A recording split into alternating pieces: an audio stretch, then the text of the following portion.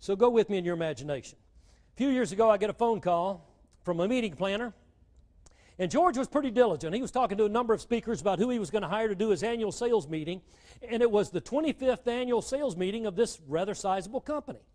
So I said, thank you very much, George, for calling. I'm glad you heard some good things about me. Hope we're able to work together. Can I ask you a few questions? He said, sure. And I started asking him some questions. I ended up getting about 3 pages of notes. Lots of good information. One of the questions I ask is, by the way, who else is in the decision loop who you might want me to talk to answer any questions they might have? He said, well, I guess you probably need to talk to our director of training. His name's Ed Hanna. And then I asked another question. I said, whose meeting is this? Is there a particular executive who kind of owns this annual sales meeting? He said, well, yeah, there he is. There's Mr. J.A. Phillips. And he's been with us for 35 years. This might be his last year, by the way. I said, you know, I'd like to talk to Mr. Phillips, too, if it's okay. Now, I knew the other people they were considering hiring to be their speaker were not asking to speak to the director of training and the senior VP whose meeting this was. So I talked to Ed Hanna. I asked all kinds of questions I could imagine, and I got some really great answers, and I got about 5 pages of notes. Lots of good information, learning about their company, which happened to be the McKee Baking Company. Does anybody know what the McKee Baking Company produces? Little Debbie's. That's exactly right. You look like you don't know Little Debbie. I look like I know her really well here. Yeah, Little Debbie oatmeal cream pie, Little Debbie snack rolls. Boy, they make some really, really good edible items, I'll tell you.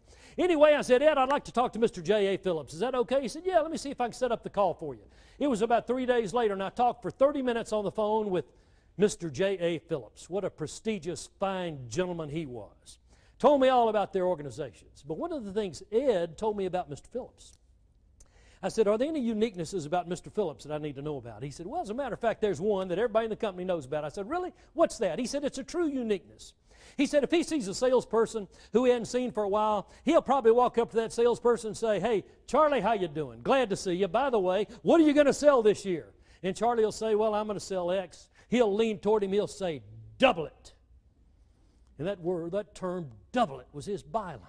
He'd see somebody else and say, what are you going to sell this year? How many new customers are you going to get this year? And somebody would say, well, why? And he said, double it. It was his byline.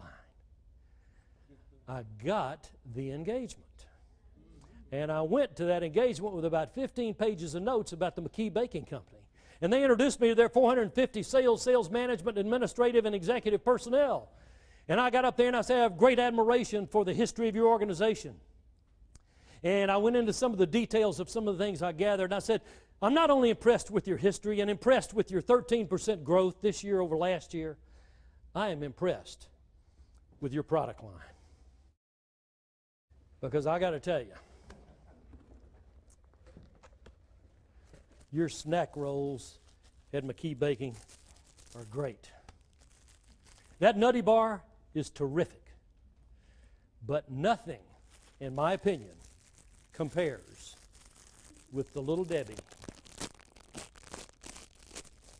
oatmeal cream pie.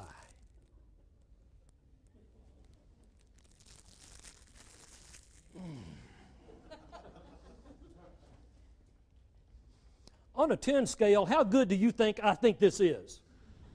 12. Double it.